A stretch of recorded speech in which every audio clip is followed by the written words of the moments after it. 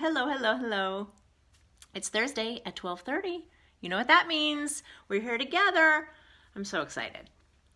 This is your Ounce of Prevention chat, which is a deeper dive into the weekly blog, which you can get in your inbox every Thursday.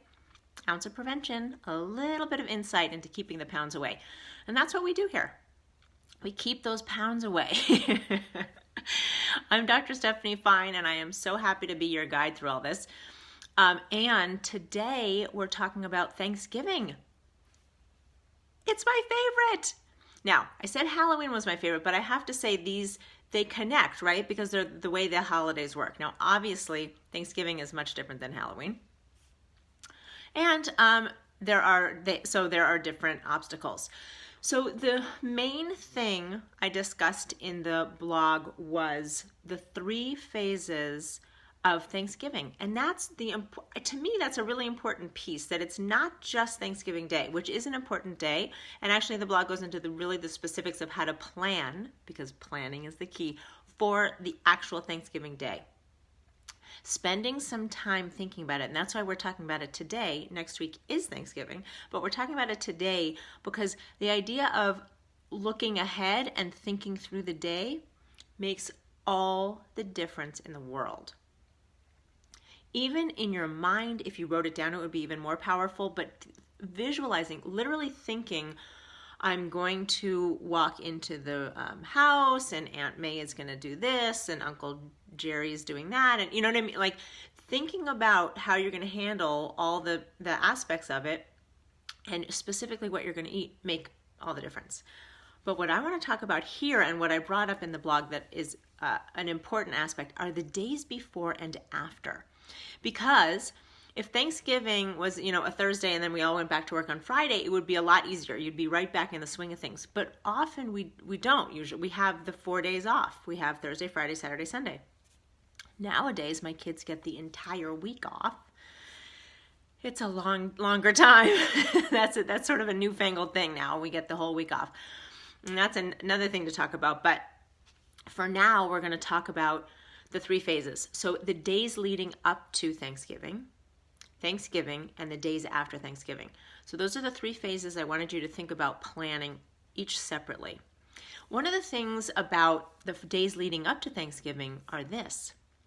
If you're deciding to go for broke on Thanksgiving, it's your favorite food, you love it, you love the feeling of feeling sick or stuffed or whatever. Because remember, you can enjoy things and not get completely uncomfortable. But anyway, then you can use the days before Thanksgiving to eat lighter so that you're sort of balancing the week in terms of calorie count, and then you don't feel as bad about how much eating you're doing on Thanksgiving because you've prepared for it. That is a perfectly legitimate strategy. And that's why if you're thinking ahead, you can do that. You can plan the days before. You're still planning Thanksgiving, but you're just planning to have a lot of food.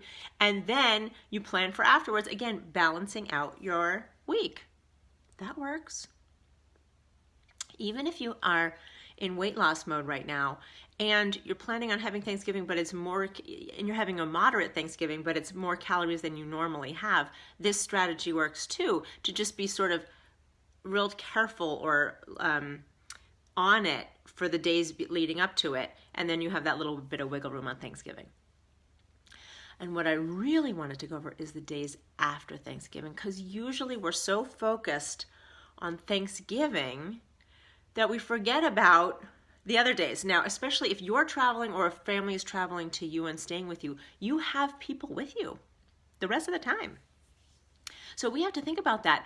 Are there days when you're going to be eating out more? Are they days when you're going to be hanging around the house and cooking? Or, you'll know what it's like for you and your family, but those are important to think about because you can plan outings, you can plan activities that will get you out, that will get you interacting, that won't be focused around food.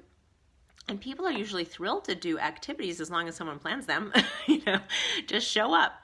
And if not, the default ends up being around food. And again, not that that's bad, but we have to be aware of it.